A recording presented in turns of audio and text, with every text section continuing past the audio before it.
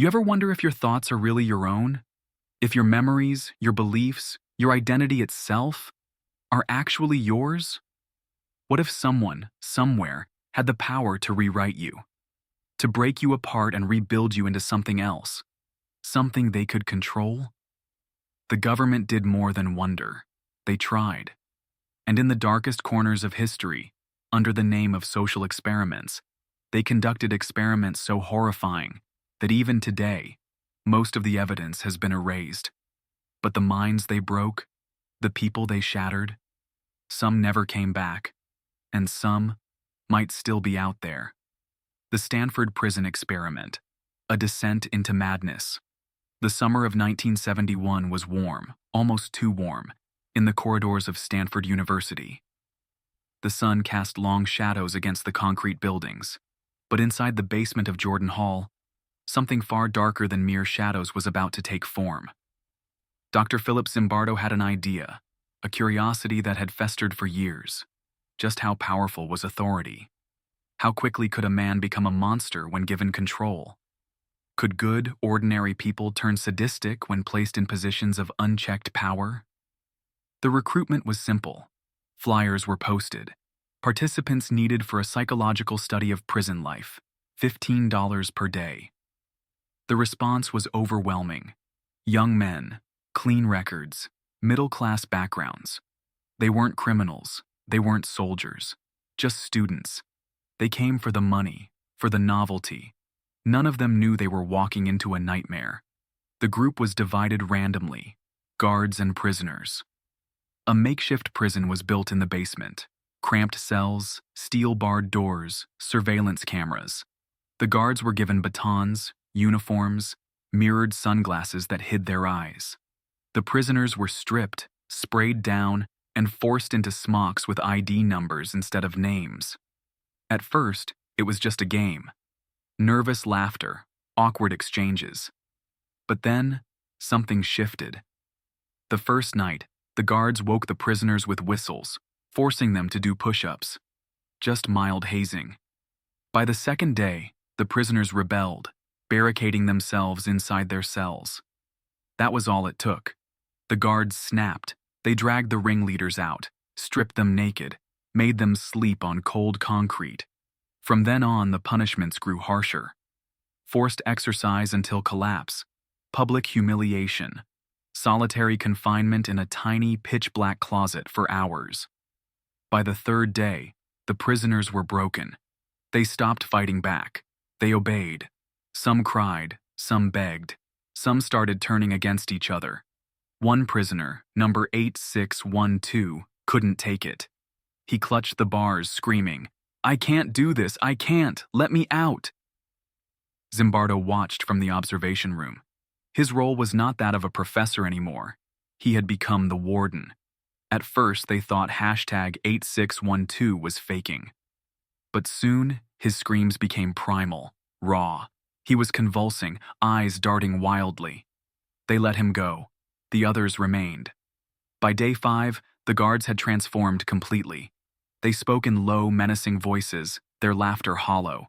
They invented new punishments, mocking prisoners, making them simulate sexual acts, forcing them to clean toilets with their bare hands. The worst among them, nicknamed John Wayne, took pleasure in the suffering. His voice dripped with cruelty, his posture relaxed as he devised new ways to make the prisoners break. One prisoner, number 819, curled in a corner, refusing to eat, refusing to speak. His mind had shattered. Zimbardo called for a break, but when prisoner 819 heard the other prisoners chanting, "Prisoner 819 is bad, prisoner number 819 is bad," he broke down completely. "I have to stay.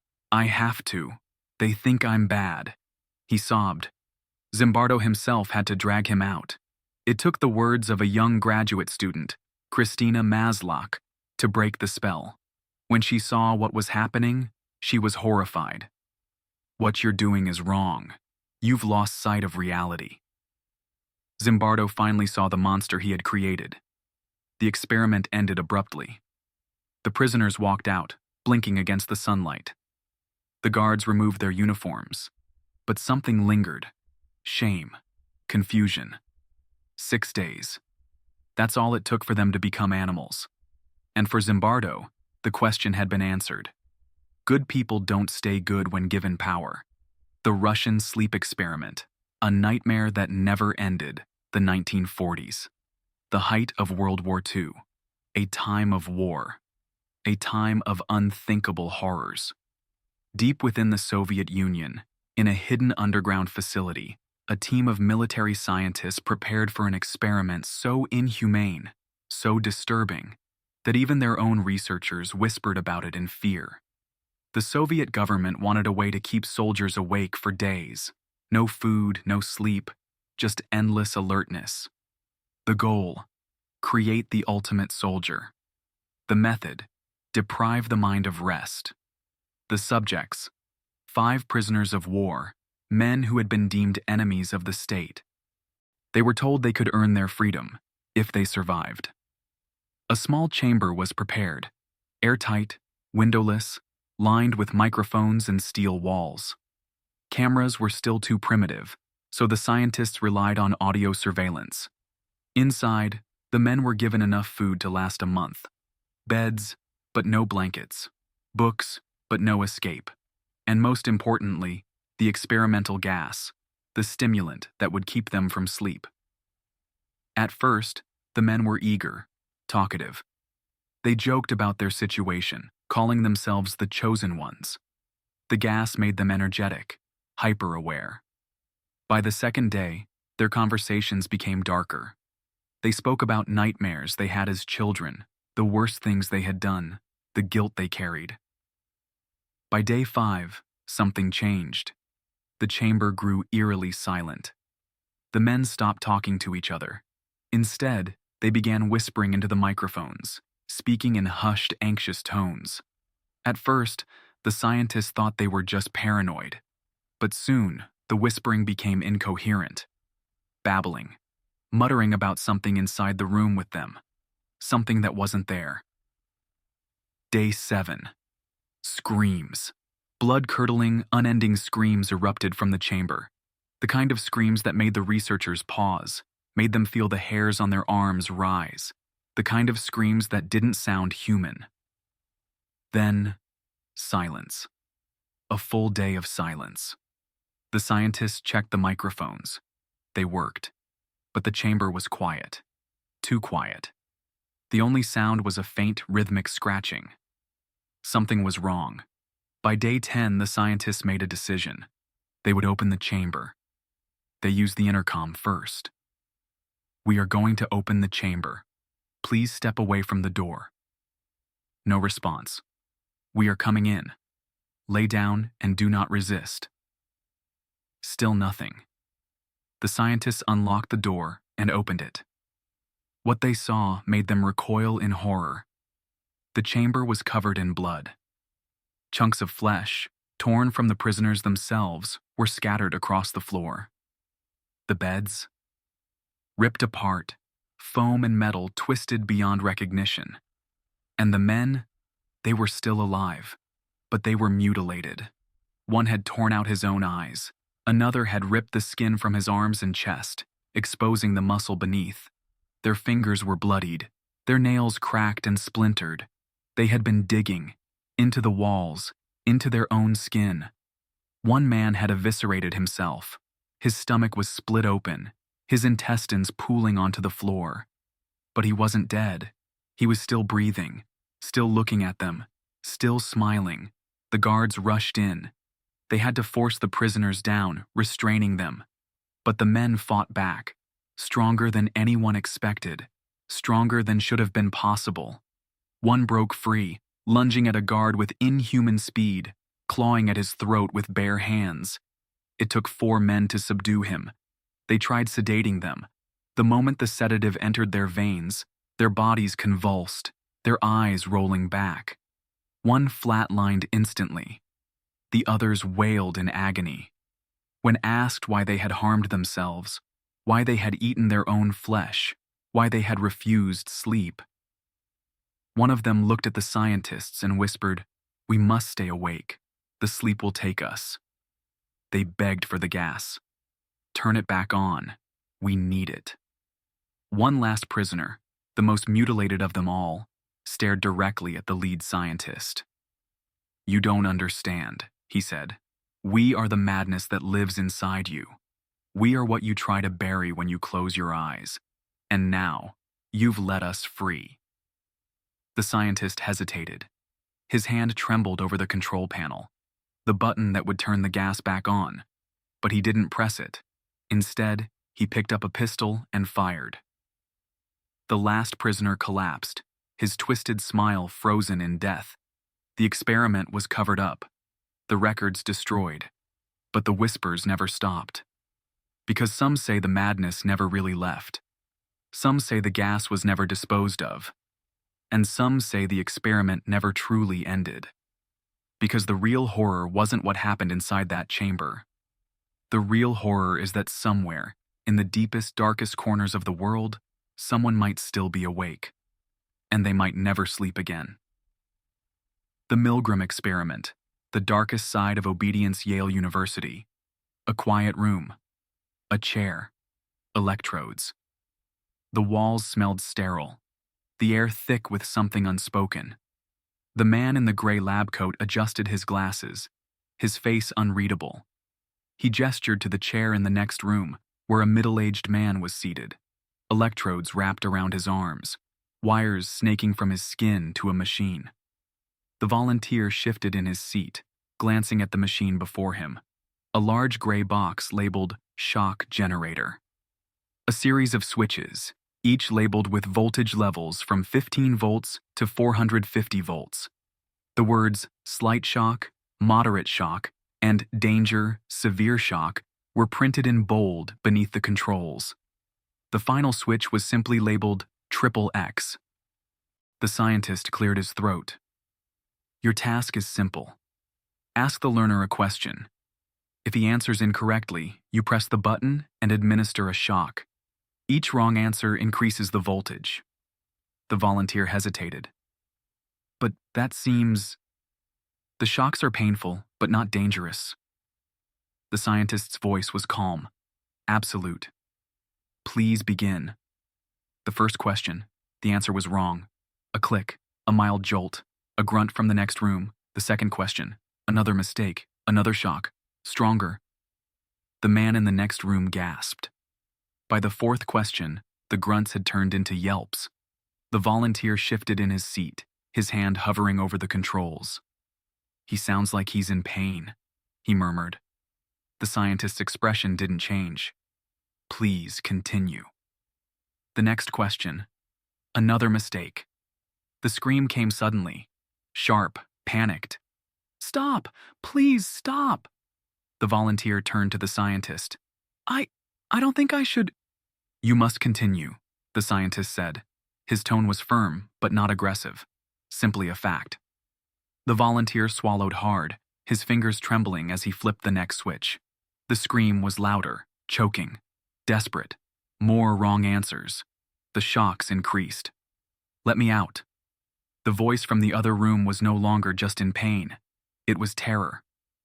The volunteer turned again. He's begging. I think something's wrong. The experiment requires that you continue. A long pause. The volunteer licked his lips. His fingers shook, but his hand still moved to the next switch. The man in the next room shrieked. He pounded the walls. His voice cracked, choked with sobs. Please, I have a heart condition. The volunteer flinched. His heart was racing. What if he's really hurt? The scientist only adjusted his glasses.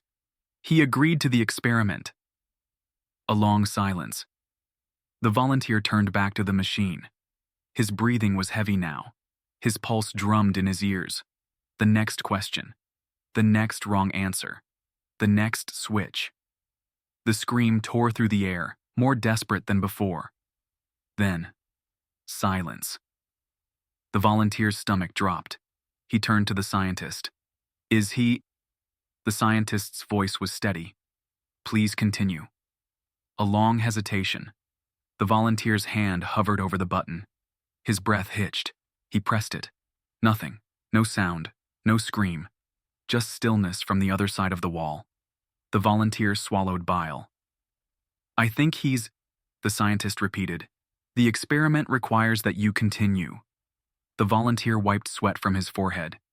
His hands felt numb. But still, he moved to the final switch. 450 volts. A heavy silence. His fingers pressed the button. No scream. The intercom crackled. No response. The scientist made a note on his clipboard. "The experiment is complete." The volunteer stared at the machine. His chest rose and fell in uneven gasps. He ran a shaking hand through his hair. "Did I kill him?" The scientist smiled, standing up. "No." The door to the next room opened, and the man who had been screaming stepped out. Alive. Unharmed. The screams had been pre-recorded. The shocks had never been real. The only real part was the obedience. Most of the volunteers had gone all the way to 450 volts. Some hesitated, some protested, but they still obeyed. They obeyed because a man in a lab coat told them to. They obeyed even when their own hearts screamed at them to stop. Because the scariest part of the experiment was not the machine. It was the realization that any ordinary person, when given the right circumstances, could become a monster. And the real horror? Most of them walked out of the lab that day, never truly knowing if they had it in them all along. The monster study. Destroying innocence. The world was teetering on the edge of World War II. People feared what was coming. The violence, the destruction, the death. But in a small, quiet town in Iowa, something equally monstrous was taking place. A nightmare that wouldn't leave behind blood or corpses, but something worse. A wound that wouldn't heal. At the University of Iowa, behind sterile walls and beneath the watchful gaze of psychology professor Dr. Wendell Johnson, an experiment was about to unfold. One that would take young, innocent children, orphans no less, and turn them into subjects for a cruel game. Johnson had a theory, one that clawed at his mind, kept him awake at night.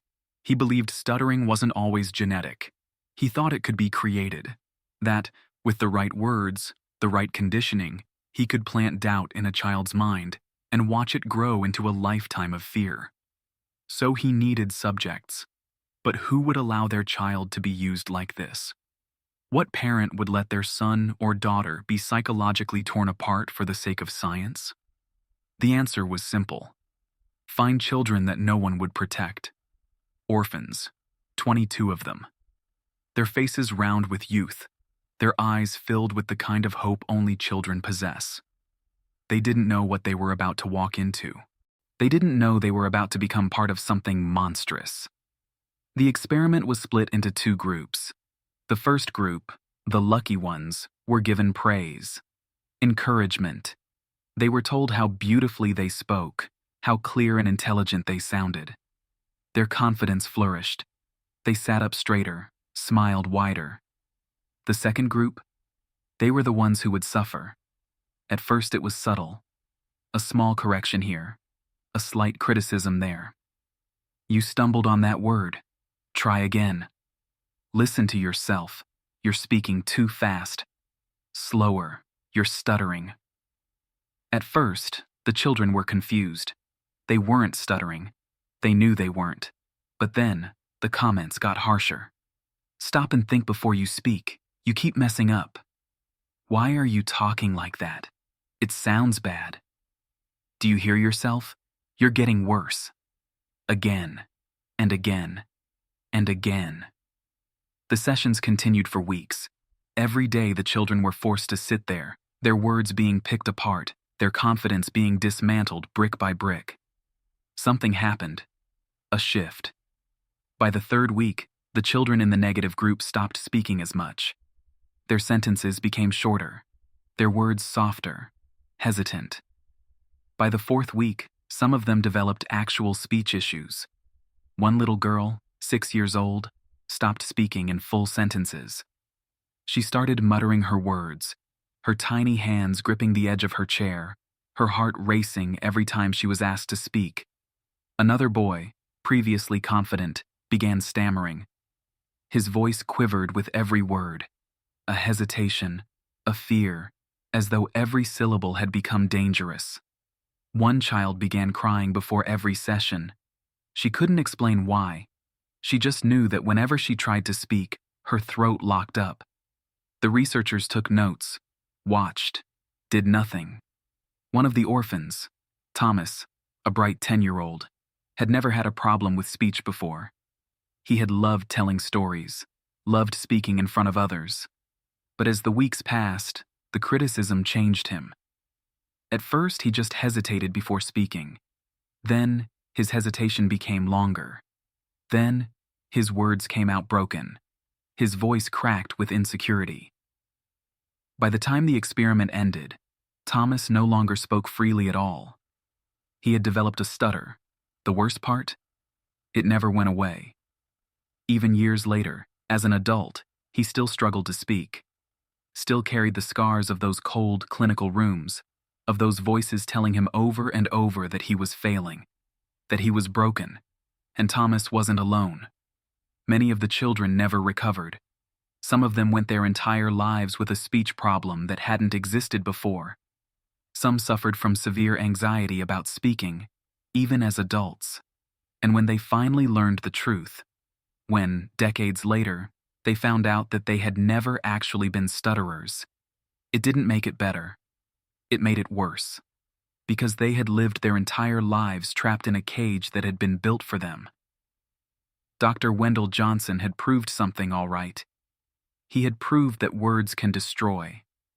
That sometimes you don't need a fist or a gun or a war to break someone. Sometimes all you need is a whisper in their ear.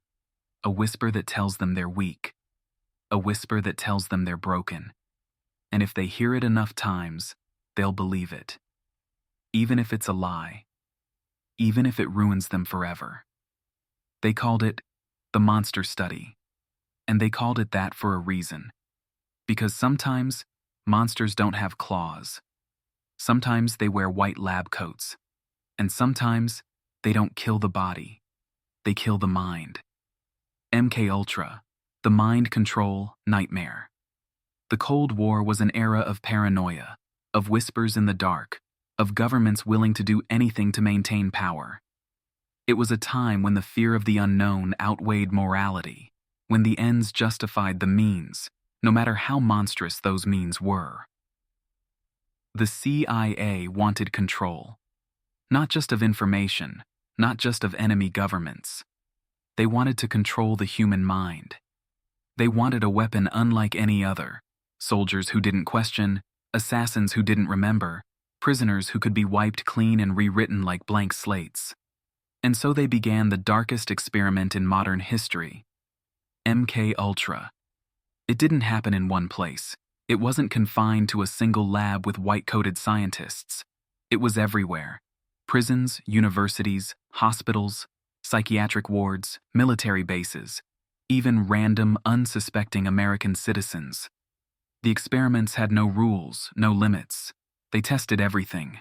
LSD, mind-altering drugs, hypnosis, electroshock therapy, sensory deprivation, torture. It started in secret, buried under layers of classified files, and the first subjects were prisoners, men who had already been deemed worthless by society. The government saw them as disposable, tools. No one would care what happened to them. They were locked in tiny rooms, given daily doses of LSD so high that some never came back. Some screamed until their vocal cords tore, seeing horrors that didn't exist. Others sat in silence, eyes unblinking, their minds shattered beyond repair. But the prisoners weren't enough. The CIA wanted normal subjects, people who had no idea they were part of something sinister. So they turned to hospitals. Doctors prescribed LSD to unwitting patients, telling them it was part of new therapy. Soldiers were drugged without their knowledge. College students, lured in by fake psychological studies, were given mind-altering substances that sent them into terrifying states of paranoia. Some never knew what happened to them. Others never recovered. One of the most infamous experiments took place at the Allen Memorial Institute in Canada, a psychiatric hospital where Dr. Donald Ewan Cameron, one of the CIA's prized researchers, carried out some of the most horrifying trials. He called it psychic driving. A harmless name for something that destroyed hundreds of minds. Patients checked in for mild depression, anxiety, insomnia. They thought they were seeking help. Instead, they were locked in rooms, strapped down, and forced to listen to repeated messages for 16 hours a day. Messages designed to break them, to erase their personalities, to turn them into nothing.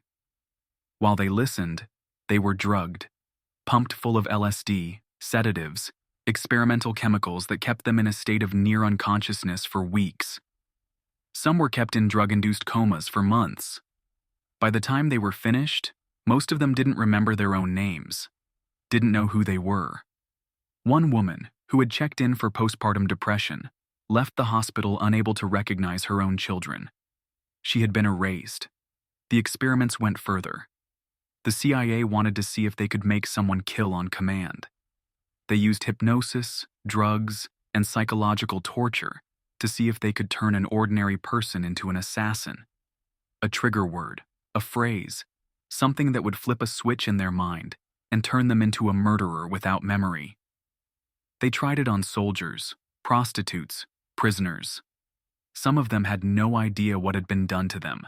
Some of them went missing. Some of them were never found. As the years passed, the experiments grew darker. The CIA wanted to see how far a mind could break before it became useless. They took men and women and removed them from reality entirely. Locked them in blackened rooms for days. No light, no sound, no human contact. Some emerged babbling nonsense. Some emerged never speaking again. One man was placed in complete isolation, given LSD every day for 77 days straight. When they finally let him out, he had lost all sense of who he was. He mumbled, drooled, stared blankly at the walls, trapped in a hallucination that never ended. Then there were the deaths. One scientist, Frank Olson, was one of the first to die. He had worked on the project, had seen what they were doing, and he wanted out. He had seen men lose their minds. He had seen what the experiments were doing to people. He started talking about leaving. He started asking too many questions. And then, one night in 1953, he fell from the 13th floor of a New York hotel. The CIA said it was suicide. His family didn't believe it. Years later, when his body was exhumed, forensic analysis found evidence that he had been struck on the head before falling. He had been killed. A man who knew too much. The files of MKUltra were burned, destroyed before the public could ever learn the full truth. But the scraps that remained told a story of horrors beyond imagination. People experimented on without consent, people whose lives were stolen, minds erased, bodies disappeared. And the real question, the one no one wants to ask, did they stop, or did they just go deeper underground? Because somewhere, in some hidden place, there may still be men in dark suits, men in government offices, carrying on the work of MKUltra. And who knows, maybe even today, there's someone waking up from a dream they don't remember. Someone looking in the mirror, unsure of who they really are. Someone who hears a voice, a phrase, a trigger. And suddenly, they're not themselves anymore. Because the mind is a fragile thing.